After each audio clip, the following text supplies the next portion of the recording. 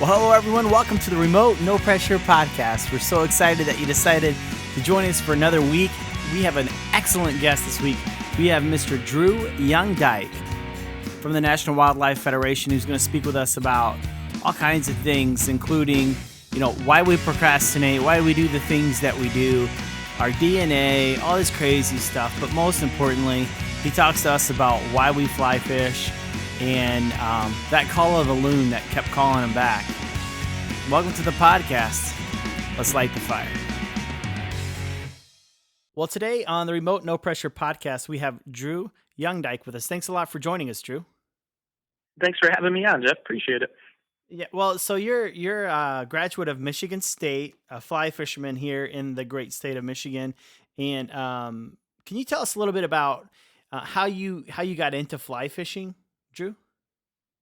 Yeah, I'll tell you what. I grew up fishing a little bit with my great uncles. Actually, when we go up in the summer to our family cottage up on Cheney Lake, which is in the Upper Peninsula of Michigan, and that side of the family comes actually from Finland, and we'd go out and they'd row me out in the aluminum rowboat, and we'd fish, and you'd see eagles perched on trees and that kind of thing. And then when I was in college, I really didn't fish much on my own in high school. When I was in college, my grandpa had moved back from Wyoming, and he used to take me out. And really what it was is a time that we could spend together. And every couple weeks in the summer, I'd go out with him. He had a fishing boat, not a real big one, I think it was about a 15-footer. And we'd go out in Lake Skagamog in the northern part of the lower peninsula of Michigan, and we'd fish for pike, and that would also be with spinning equipment. He passed away in 2004 when I was in law school, and I wanted to fish, but I didn't really know how myself. And fly fishing had always seemed intriguing, and while fly fishing sometimes gets the reputation maybe of being, an elitist type of fishing, the way that I got into it is I knew that I couldn't afford a boat as a poor law student. I couldn't afford a boat, but what I could afford is a $50 pair of hip waders and a starter fly rod from it was actually a place that's no longer around called the Elkhorn Fly Shop in Gaylord, Michigan, where my parents lived at the time. So I could afford that. I could not afford a boat, and so where they live, they're near the Pigeon River Country, which is a state forest that actually has 3 blue ribbon trout streams running through it. So I thought that was a good combo, and I started fly fishing then. But I tell you what, I'm still not very good at it. And for me to go out and land a brookie on the Black River is still a thrill for me because it's still a pretty rare event yet. Yeah, that's awesome, Drew. Now, you had mentioned before we started the interview that you recently went back to the cottage. Did you say it had been 18 years since you've been up there to the UP, to that cottage? Yeah, it had. And to understand this, you have to understand, if you're not from Michigan, that I live in Ann Arbor now. And from Ann Arbor up to the western end of the Upper Peninsula, where the cottage is a 9-hour drive. Wow. I can almost get to Asheville, North Carolina quicker. Holy cow.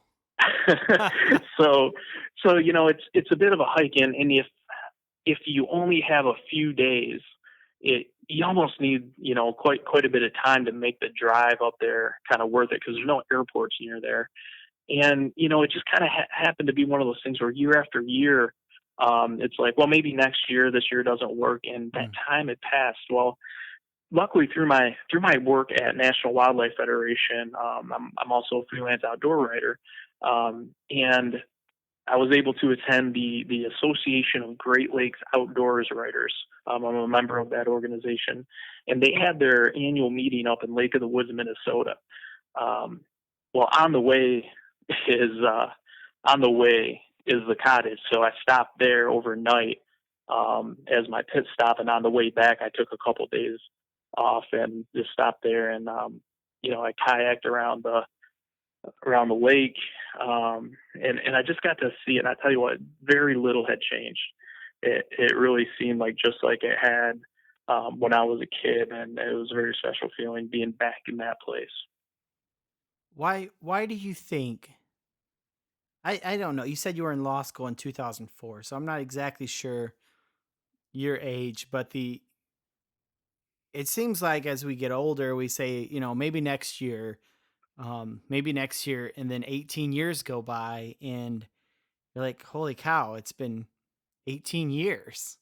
It goes by so fast, and you don't realize it. I went to college in Dallas, Texas. I'm from Houston originally, and I went back there for my brother's 40th birthday to Dallas, and I haven't been back there in years. I mean, it's been a long time. And in a big metroplex like that, everything has changed, but nothing has changed at all. And it's the weirdest thing, because it's like it's going back to that place, where you were, where those memories were made. And you and you said your grandfather had passed, right? Has passed. Right. He had passed. And we were very close. He's my hero, really. Wow. He and I were very close, and so we went out fishing in the lake, and um, so that was when I was 24 years old. Mm. And I just getting back up to that lake, and this is a different lake, by the way, different side of the family, but um, yeah, it was something where I don't think I can. I don't know if I can go another year without seeing it again. I feel like now that I've been back there, I have to go back. Mm. I have to go back every year, and see that side of the family. And it's not just a lake. It's not just a natural setting. It's connecting with my roots on that side of the family. And you're Finnish, right? Oh, I'm a little bit of everything. I'm a Okay. mutt. Okay. But that side of the family is Finnish, and I think why that's so strong is I think often we lose parts of our cultural heritage.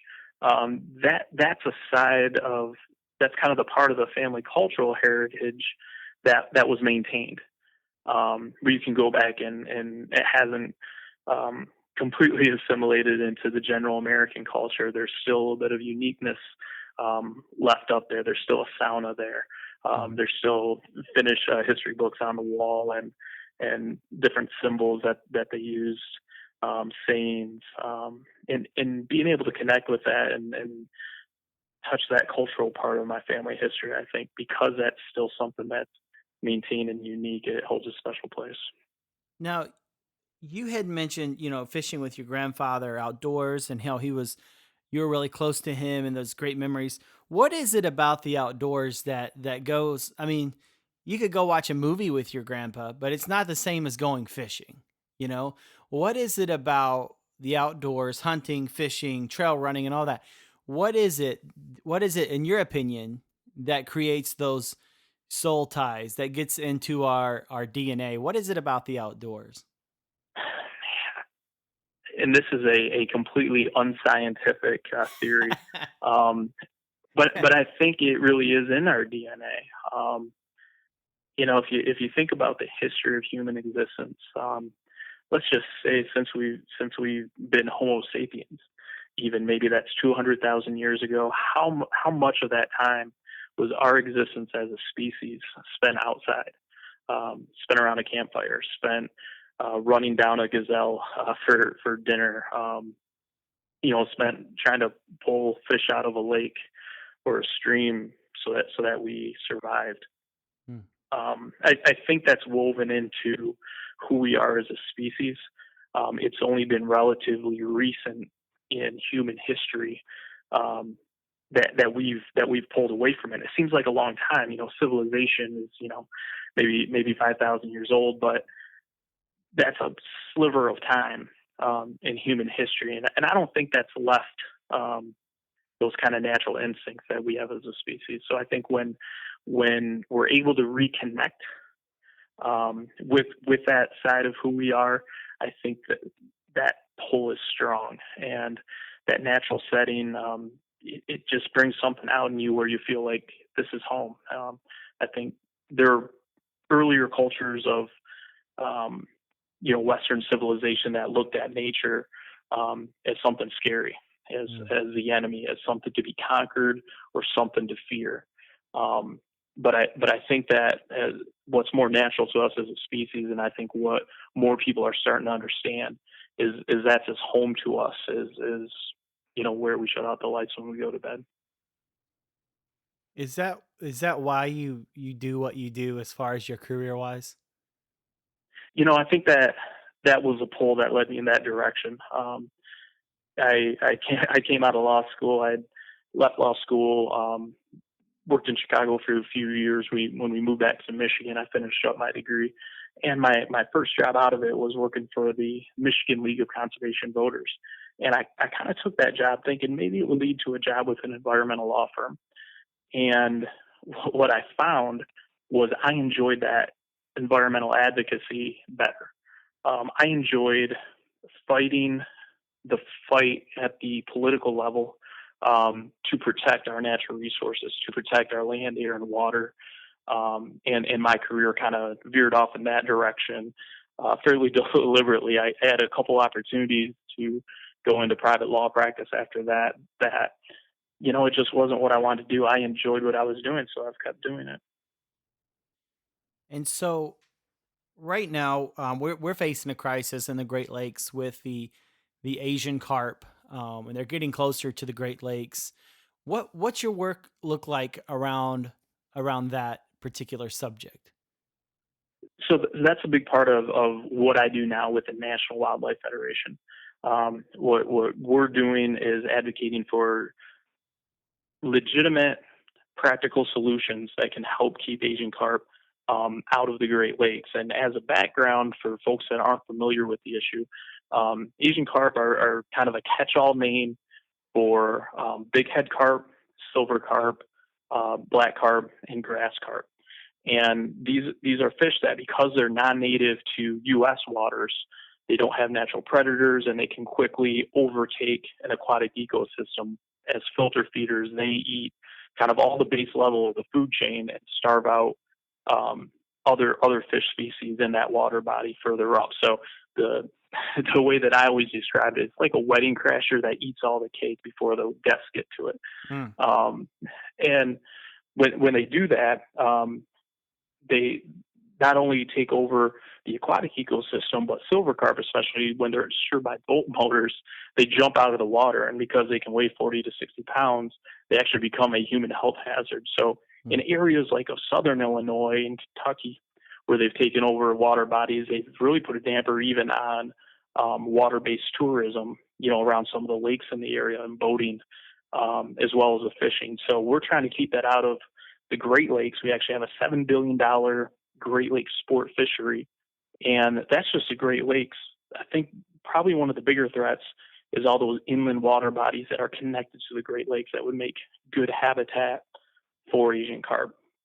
What's going on right now is the Army Corps of Engineers has a plan. It's really a draft plan that they came out with this summer that would rebuild the Brandon Road Lock and Dam south of Chicago. It's kind of a choke point. And if they can stop them there, they can stop them from getting into Lake Michigan. And what this revised plan would do is take a lock and dam that's a shipping canal that the fish could currently get through and rebuild it to make it almost like a gauntlet of multiple technologies that would provide different layers to stop the fish from getting through, like a electric barrier, flushing locks, actually complex sound, and then water jets as well that repel fish. So through that multi-layered approach, they can reduce the odds that Asian carp get into Lake Michigan and then into those inland lakes further up the system. Yeah, I've seen some movies or some TV shows about it, and those things get pretty high in the air, and they reproduce really quickly. Am I right? Well, yeah, they reproduce quickly, but the part of that is because there's very little predation for them in our waters. And any species that grows up in a certain ecosystem, it's adapted to that ecosystem. That ecosystem is balanced generally with predators above it, with food sources below it. And there's a balance there. When you take that species and put it in another one and you don't have those predators there, you've lost that population control, and so they can reproduce quickly, outcompete species that are balanced to that ecosystem. Wow. So because they have no predators, essentially they just continue to grow and overpopulate the areas where they're living. Am I right? Right, right. They eat fast. They eat a lot, and they eat the very base level. They eat that phytoplankton. So those mid-level fish don't have anything to eat. Well, if they starve and their population is depleted, then that next level of fish doesn't have anything to eat. And then the fish that support the sport fishing economy and the sport fishing opportunities don't have anything to eat. It's just a ripple effect up through the ecosystem, up through that food chain.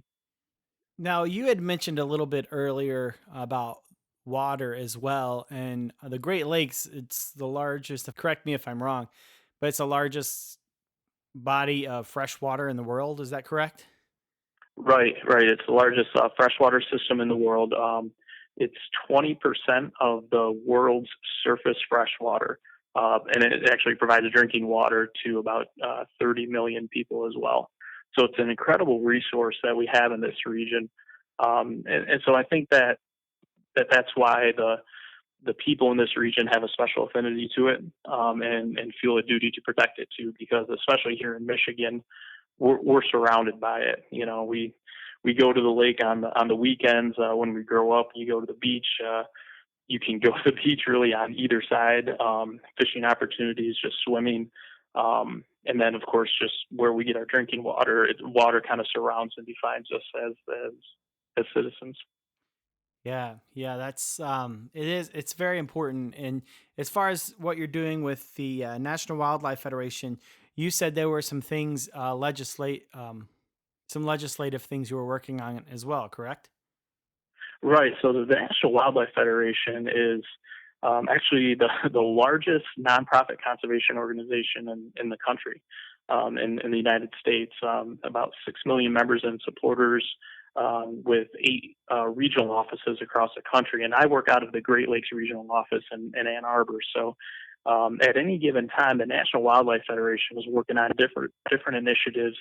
It's extremely broad, but there's a big one that was just introduced, actually in mid-December, called the Recovering America's Wildlife Act. And to understand why this act is important, you kind of have to understand how North American wildlife is funded. Um, so North American wildlife, the conservation movement started really at the beginning of the last century. A lot of the wildlife species were depleted through unregulated hunting, and that's an important distinction. A lot of it was market hunting, as well as habitat loss. So what conservationists around the era of like Theodore Roosevelt did was institute the system of using hunter license dollars to pay for wildlife habitat, putting quotas on hunting. And actually, National Wildlife's founder, Ding Darling, back in 1936, was convened with a summit of all the different sportsmen's groups, garden clubs, environmentalists of the time, conservationists, you name it, anybody with an interest in wildlife. They were convened by President Franklin Delano Roosevelt to figure it out, really. And that summit became the founding of the National Wildlife Federation. They came up with a duck stamp to help recover waterfowl populations, and then there was a Pittman-Robertson Act in 1937. And what that did is took an 11% excise tax off of hunting equipment, including firearms, and that gets granted back to the states for wildlife and habitat and recovery. An example of that would be the state of Michigan gets about $25 million a year, every year through that fund for its state wildlife, the Department of Natural Resources. So that goes around every year to every state for wildlife conservation. So a lot of the species have recovered. A lot of our game species have recovered, but there's still about a third of the wildlife species in North America are still at risk or at greater risk for either extinction or coming close to extinction. And so it's for that 1/3 of the species that are left behind that this new act called the Recovering America's Wildlife Act is geared. And what this would do is take existing royalties from gas and oil development on federal public land as well as some offshore, um, that is existing royalties, so it's no new taxes. Right now, it goes into the general fund, and what it would do is this would create a new fund that would get granted out to states. They estimate it would be about $1.3 billion a year. And this would get granted out to states to help them recover their species of greatest conservation need. So this includes species in Michigan, like bald eagle, like the Kirtland's warbler, like the common loon, even moose, and especially like the monarch butterfly and pollinator species that are at risk. So this would be an unprecedented kind of once-in-a-generation type of act that could have lasting effects to help recover all of America's wildlife. So, what are the chances of it getting passed?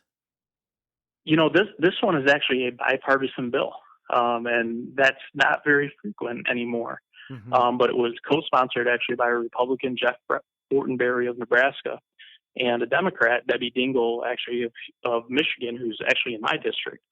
And it has bipartisan support. And so it's, because it was just introduced, it's kind of early to tell how soon it will move. But because it has bipartisan support, it may not move right away, but it's gaining momentum. And really what our job is to get that support behind it, and to try to get the word out. And what we're asking people to do is contact their congressman or congresswoman and just ask them to co-sponsor it. Because it is no new taxes, it's taken an existing revenue source. It probably has a better chance than something that would create a new tax. Yeah, it'd be nice for our tax dollars, since we are paying those, to go back into something that we're passionate about and something that um, that's to me is a greater good than some other things they do with our money. So Yep. yeah, so that's great. Now, so if they can call their congressman, what else is there, like a website or a place where they can donate, or can you tell us a little bit about other ways people could help? Well, the best way is actually just to go to nwf.org. So that's for the National Wildlife Federation website. We have fact sheets on this act. We have a breakdown of each different state and what they would be expected to receive for their state wildlife departments through this. For example, Michigan would get about $30 million a year is the estimate. So that's actually a little bit more than it gets now. And that's because these at-risk species generally need a little bit more than what's already been given. So we have that. We have really easy ways and links that you can click to find your congressman or congresswoman and contact them as well. So the push for this is just getting started. As I mentioned, it was just introduced in mid-December. But I'm really excited about it because we so often play defense, trying to protect the environment. It's rare that we get a chance to do something proactive with bipartisan support. There's really no downside to this. When you look at the species and delve into the different species that are on each state's list of greatest conservation need, it's really overwhelming. And you see some of those iconic species, like I mentioned earlier. And just to bring this back around, when and this is something I remember from when I was a kid, but when I went back to the cabin on Cheney Lake up in the UP that I was mentioning, when I was a kid, there was a white pine with an eagle's nest in it, and I didn't know the names of the trees back then, so I started associating the white pine. I just called it the eagle tree. And I see that the bald eagle is on Michigan's list of greatest conservation need species. And the other thing that woke me up one of the mornings I was there, I was sleeping on the porch. It's right over the lake. You've got white pines, birches, maples. This was in October, it was very late September this year. So the leaves were starting to change. You got mist rising off the lake in the morning, and you've got the call of the loon. And if you've ever heard that, it's just goes right to the deep part of your chest. Yeah. And there were two loons there. And that's something that used to wake us up there. That's kind of the iconic species of that lake. The common loon. I paddled out there in my kayak, and I didn't want to get too close to them, but I wanted to be out there with them. And I didn't put too much pressure on them because they can be skittish. But that was, right at the break of dawn. And when I looked at the species of greatest conservation need in Michigan, well, sure enough, there's a common loon. So I'm seeing species here that touch me personally. I know if they touch me personally, they touch other people out there personally. And here's a chance that all you had to do is send an email or make a phone call, and we can do something to help those species. So that's why I'm kind of really excited to be able to work on this and kind of put my shoulder into it professionally. Yeah, it's amazing to see outdoorsmen, people who really appreciate hunting and fishing. Um, it's a bipartisan thing, it seems like the great equalizer. Being in the outdoors, when you experience that, then all of a sudden you're aware that things need to be preserved, and things need to be handled correctly. You appreciate it when you're aware of what's going on. Because if someone never hunted or fished or did anything outdoors, well, then who cares? But for someone who can tell a story like you did about the loon and your family cottage, it's like, wow, you really appreciate it, because you've been so positively affected by it. So it's great. Well, and the great thing is that's not unique to me. We have so much public land in America that anybody can go out and have that experience. Mm-hmm. And that land is open to anybody. I'm a member of another group called the Backcountry Hunters and Anglers, and we have a T-shirt that's a fundraiser, and the T-shirt says "Public Landowner," because really every single person owns that land. Any of us can go on that land and have that experience. I was backpack bow hunting in the Pigeon River Country, which is a state forest in the northern Lower Peninsula, last year, and the way that I do that is I generally set up like a hammock with a tarp over top. And while I was hunting, I had elk bugling all over me. I had elk bedding down 50 yards from my hammock. And we're talking about just massive species. They were actually reintroduced after eradication. They were reintroduced to Michigan 100 years ago this year in 2018, around that region. And now they number over 1,000. They try to keep it around that number. But I was just hanging out really with those elk while I was still hunting deer with my bow for 4 days straight. And I ended up getting a doe. And as I was field dressing her to carry her out, there were 2 bull elk 60 yards from me down in the valley. And this is in northern Michigan, fighting each other. Wow. That's crazy. I'll tell you what, as I was doing that, I'd been hunting for 4 days. I'd put a stalk on this doe, watched her bed down, watched her get up, waited her out, made a shot where I had to hold my draw for almost a minute before I could release it. And then to have that venison that lasted me almost to the end of May of that year. Huh. And while I was doing that, having that experience right next to me, it's just, that's, as I said, that's why I do what I do. But I think the reason I appreciate that so much is that deep within our DNA as humans. Yeah, that's great. Well, thank you very much for spending some time with us, Drew. If someone wanted to get a hold of you or know more about you as a person, I believe you have a website, or how would they get a hold of you, Drew? You can follow me on Instagram. It's at Michigan Outside. And I have a personal blog that I don't keep up nearly enough, which is MichiganOutside.com. So you can follow me personally there. But if you're interested in the issues that I was talking about, go to nwf.org to find out how you can get involved with recovery in America's wildlife. Well, thank you very much, Drew. We really appreciate it. You have a great night. You too. Thank you. Well, thank you, Drew, and thank you for joining us this week on the Remote No Pressure podcast. Be sure to check out our website at remotenopressure.com and sign up for our mailing list, our Facebook, our Instagram, all those social media networks. You know where to find us. And until next time, we've got one life. Let's live it.